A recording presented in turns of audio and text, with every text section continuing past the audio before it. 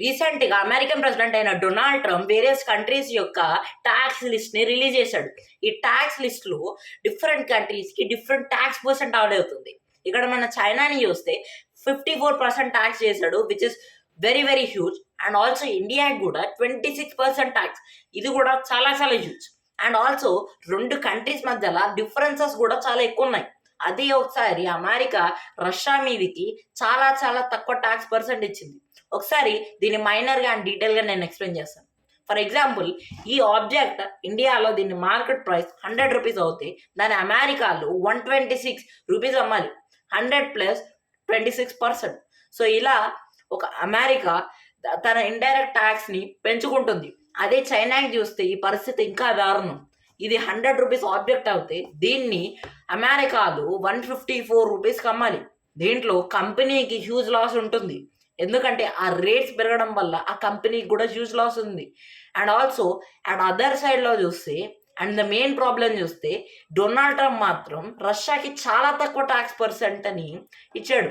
దీనివల్ల American media కూడా Donald ట్రంప్ని troll చేస్తుంది. ముందు నుంచే డొనాల్డ్ ట్రంప్ రష్యాకి సపోర్ట్ చేస్తున్నాడు అనేసి ట్రోల్స్ నడుస్తున్నాయి.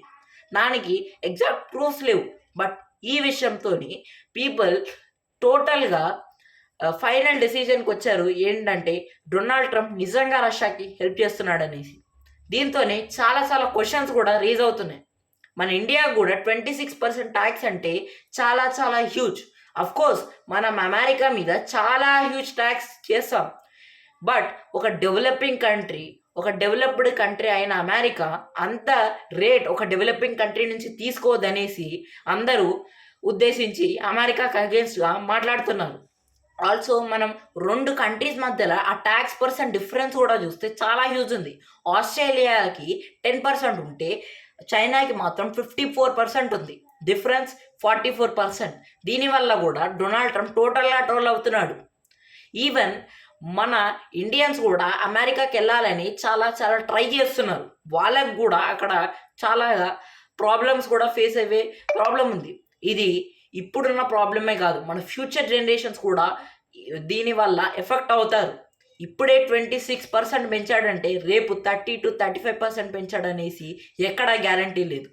So this is the video about the tax percent. ఇది న్యూలీ డొనాల్డ్ ట్రంప్ రిలీజ్ చేశాడు. అంతకు ముందు మాత్రం చాలా చాలా తక్కువ ట్యాక్స్ ఉండే అండ్ రెండు కంట్రీస్ మధ్యలో కూడా ట్యాక్స్ డిఫరెన్సెస్ అనేవి చాలా తక్కువ ఉండే.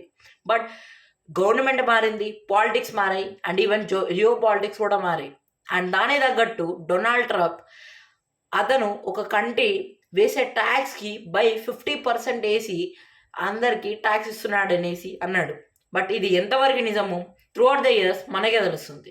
This is all for the video and good bye.